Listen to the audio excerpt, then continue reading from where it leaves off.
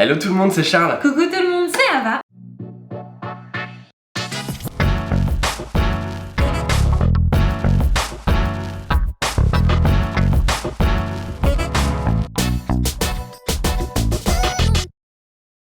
Bon, on espère que vous allez merveilleusement Comme bien. toujours. Comme d'habitude, nous ça va très bien. Aujourd'hui, on est en train de préparer un petit peu Noël et on vous fait une On a de recette l'avance. particulièrement cool parce qu'il y a un concept. Le concept est très simple. On s'est dit, qu'est-ce qu'on a envie de retrouver sur la table ou sur le goût pour un goûter de Noël. Et on s'est dit, les cinnamon rolls, c'est trop cool. La babka, c'est trop cool.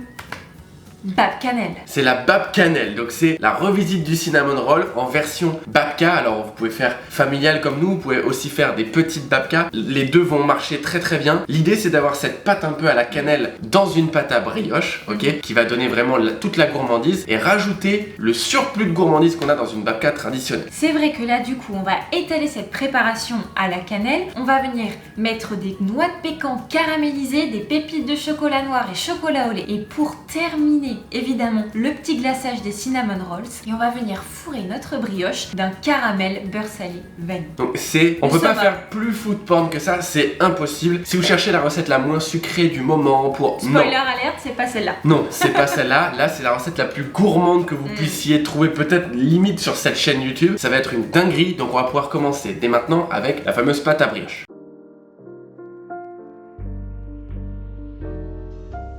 Dans le bol de notre robot, on commence par mettre la levure fraîche que l'on recouvre de farine, les deux types de farine, puis le sel et le sucre. Il faut bien faire attention que le sel et le sucre ne soient pas en contact avec la levure. On ajoute ensuite l'eau, puis les œufs battus. Et on va mélanger en première vitesse jusqu'à former une boule. Vous voyez, ça va prendre un petit peu de temps. Voilà, quand vous voyez que ça commence un petit peu à se décrocher des parois, on peut accélérer, mettre en deuxième vitesse pendant 8 à 10 minutes. Puis on va revenir en première vitesse et ajouter petit à petit le beurre pommade. Ça peut prendre plusieurs dizaines de minutes. C'est le moment qui prend du temps. On fait bien attention surtout de ne pas aller trop vite. Là on a mis en accéléré la vidéo, mais on va bien doucement pour que la pâte ne se réchauffe pas trop. Une fois que tout le beurre est incorporé, on le met en deuxième vitesse pendant environ 2 minutes. Ensuite, on va pouvoir récupérer notre pâte. Vous voyez, elle est bien beurrée, ça va vraiment être super gourmand. On la met dans un récipient, on la filme au contact et on va la laisser pendant 45 minutes à 1 heure à température ambiante pour qu'elle pousse. Ensuite, on va pouvoir la récupérer et on va la mettre sur un plan de travail fariné. On va venir la rabattre en ajoutant un petit peu de farine du coup, parce que vous voyez, elle est assez collante. On va la dégazer et on va en faire une boule. Voilà, on prend bien le temps, c'est très agréable d'ailleurs à manipuler je trouve. On récupère ensuite cette pâte et on va la remettre dans notre récipient. On filme à nouveau au contact et on va la laisser idéalement toute une nuit au réfrigérateur. On va pouvoir continuer avec cette préparation à cannelle que l'on va venir mettre à l'intérieur de notre brioche avant de la rouler.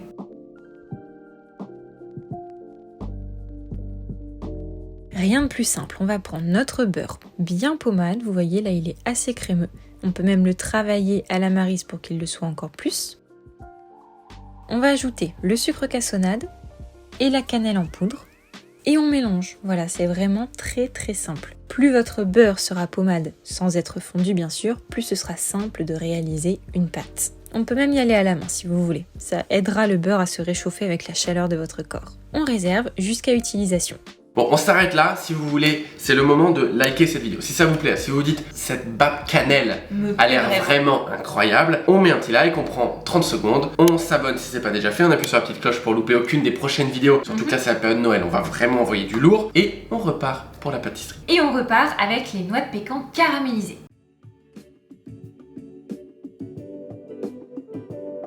Dans une poêle, on va venir mettre nos noix de pécan avec la pesée de sucre.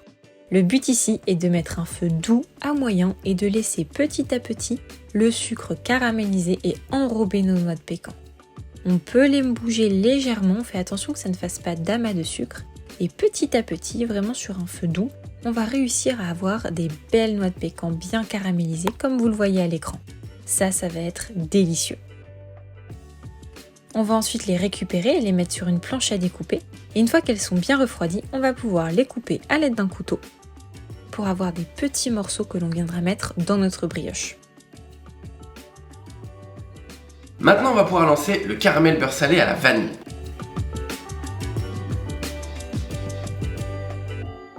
Dans une casserole, on va venir mettre la crème liquide avec la gousse de vanille fendue et grattée.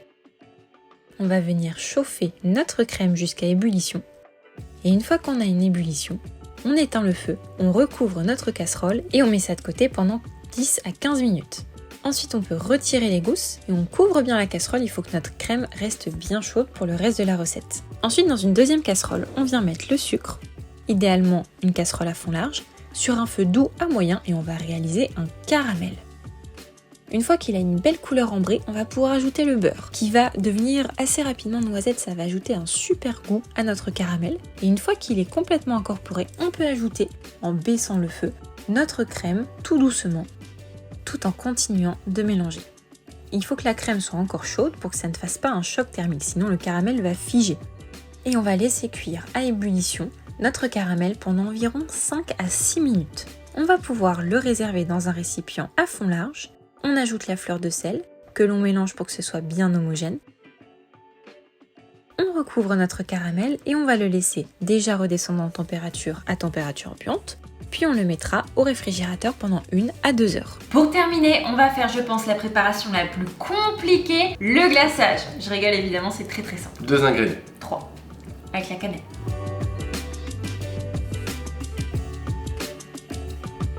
Encore une fois, une préparation très simple parce que dans un cul de poule, on va venir mélanger tout ce sucre glace. Et oui, ça fait beaucoup, mais c'est ça le glaçage d'un cinnamon roll avec la pesée d'eau et la cannelle en poudre. On mélange le tout. Idéalement, le sucre glace est bien tamisé pour avoir quelque chose de bien lisse. Et petit à petit, vous allez voir, ça va vous donner un glaçage que l'on n'a pas besoin de chauffer. C'est vraiment une préparation très simple. Voilà. Vous pouvez la réserver jusqu'à utilisation.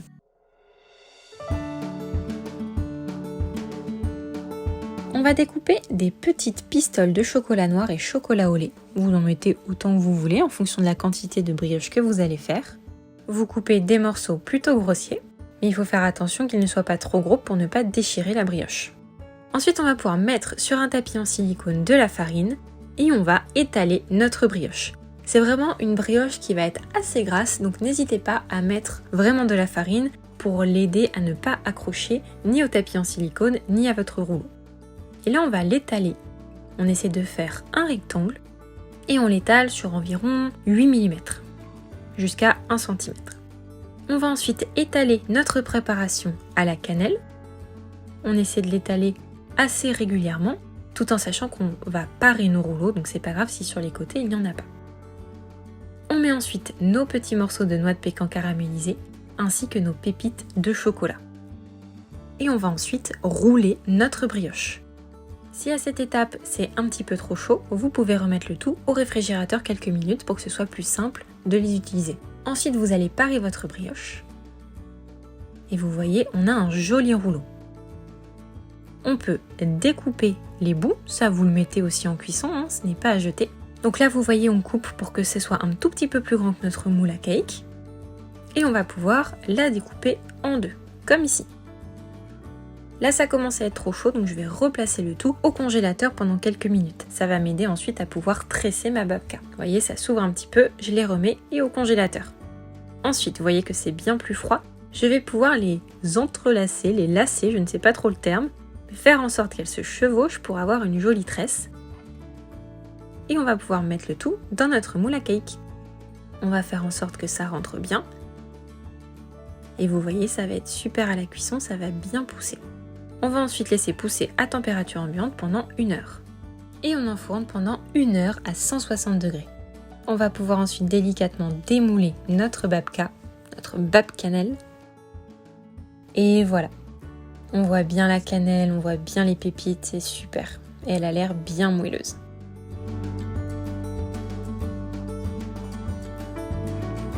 On peut ensuite récupérer notre babka, froide, peu importe, et on va venir couler notre glaçage froid sur le dessus pour donner vraiment cet effet de rouler à la cannelle.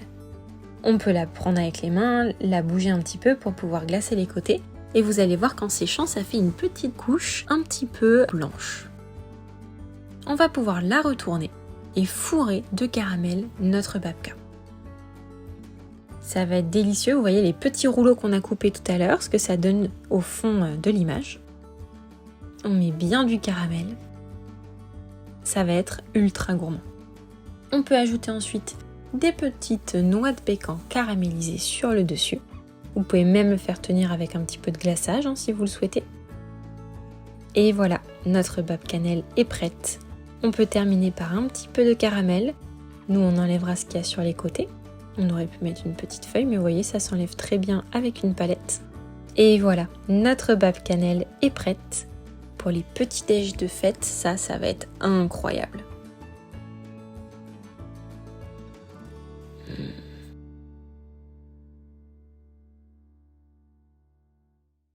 L'odeur est incroyable. Dans tout l'appartement, ça sent la cannelle.